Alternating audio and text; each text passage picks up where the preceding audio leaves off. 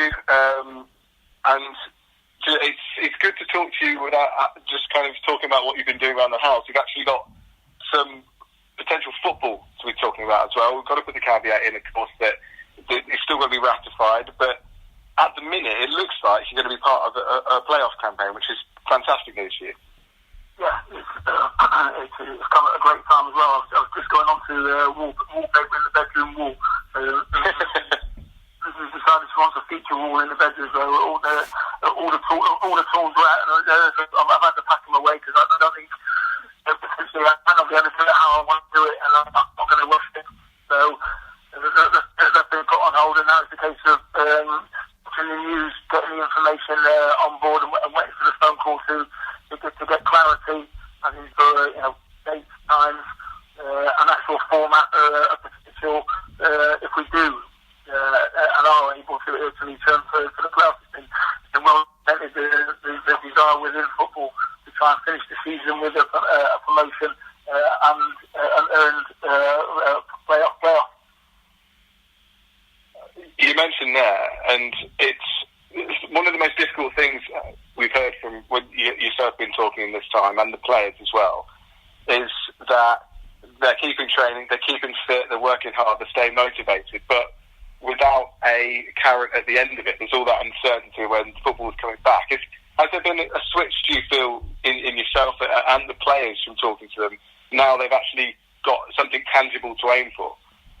Yeah, definitely. I think as a group, they are very well connected and also very much focused. But I've got to say there has been a definite increase in the levels of motivation, because now they're going out for one with that the potential of with playing. And again, all these for it to be ratified, and then they get clarity of the potential format that's going to get into place. Is it going to be over to one leg? Is it going to be at Neutral Stadium? All these things, I think, is the clarity that we're looking for now from the organisation. Yeah, you mentioned about the clarity, and there's still a lot of things to be ironed out. But from a coaching perspective, how do you approach this? Because you go into it off what will be a 2-3 month break, and then you're straight into probably the most important games in the season. How do you approach that? Well, again, first and foremost, much as I'd like to, I don't take every single player's word that they've done every single training session that they say that they've been doing. So first of all, it's physical and mental, not so much testing, physical and mental gauging of where the players are at when we're able to get that first contact. And I think, again, if the protocol that's trying to get put into place, as in what needs to be done to maximise the health and safety of the players returning to the environment or to the sporting environment. So there's a lot of work that needs to be done at the training ground or at the stadium, first of all, before the players even return. So it's making sure the environment is safe for them, clean, safe, and the protocols are adhered to. And again, once we get that clarity, wheels will be in motion, and it will be the best that we can make it for the players. And it's about then managing the environment, managing the players within the environment. There will be a testing to find out where the players are at physically, and then it's about the mental process, the management of the players individually and collectively. Again, the players are competitive, but we're in a competitive industry. We want to be in that competitive environment, but also then we need to make sure that it's safe for the players, and the players have got clear guidelines of what needs to be done and what's expected of them when they're in that environment. And how do you assess the competition as well going into it? Because obviously the 4 teams that will be in the playoffs are still good teams, and they're not going to become bad teams over the course of 2-3 months. But there's going to be no semblance of form or momentum, is there? So is there going to be just a real focus on hitting the ground running and kind of the unknown about your opposition? Again, there's a certain amount of information. We take every game now as a cut side. So it's like preparing for Derby County. We're playing against a team that probably that we don't come up against week in, week out in a cup tie, and that's the beauty of a cup tie. It's a one-off game. That's our mentality. Every single game, whether that's 3 games or 2 games, every game will be taken as a cup tie, and it's holds barred. We've got good identity of how we play. We've got good understanding within the group of what's required individually and collectively when we're on the field of play. A massive part of that, and what we've done all season, is the level of respect we show for the opposition. We will make sure that we do our homework, we do our due diligence. And again, every team we've played, we've played all the teams, so we know they've got a format of how they want to play. And again, but I think the mindset is we have one eye on the opposition, but our focus is on how we can be at the level where we want to be performing. We know the KPIs and the key performance indicators that we know when we hit them, we're difficult to play against. So again, there's an element of respect for the opposition, but the focus is very much ourselves and the inner group. And I suppose one benefit of the gap between fixtures and the layoff the players have is that you have pretty much a full squad to pick from and a fresh group of players as well, I suppose, with the exception of Sean McWilliams. Yes, I think there's always a light at the end of the rainbow, because we've got a few players that have picked up a few little niggles. They've all been they've gone. They've been the players that have had any concerns have been in contact with Nacho and Pablo. And we've got even though we haven't been able to get hands-on treatment, the medical department and the strength and conditioning department are happy with where the players are at, with the information that we've got back from the players. Obviously, then we won't go back in and have a mini pre-season, because we try to prepare for a 2-3 game campaign, so we know the players are not going to get as fit as what they would have been after 30 odd games, but we know that we can get them fit and they're in a good place to start with, and then we need to get them fit so they can compete. There's all different things there. Increasing that substitutions that you have throughout the players. There's all different scenarios that I think will come through when we're able to get more and more clarity on what's required. But all I can say is I think the players are ready. The conversations I've had with the players, it's like a release for them to say, they may be going back to work. It's one of those, they're chomping at the bit. Some of them is one of those, now we need to modify your training rather than the general keep fit. Now we need to start shortening the distance, doing the repetitive runs that are more akin to football rather than just general fitness. And just away from the football, we obviously heard with the announcement last week about the potential playoffs that the League Two season, definitely the remaining fixtures won't be played, and of course that brings up the idea of the remaining home games, that some fans could claim a refund for season tickets.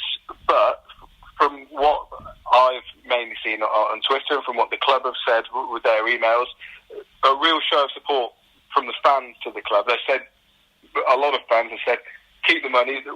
This is kind of how much we love the club, and this is what we're willing to do for the club. How humbling is that, and how kind of eye-opening is that for you, Keith? Again, you just touched on it there. It is very humbling when you see the gestures that are being made, and I think it shows a good understanding of where the club are at in the connection line from the owners right the way down to the supporters, and again within that the people that work at the football club. I've got to say it's a very, very good football club to work for, and again there's certain elements within that.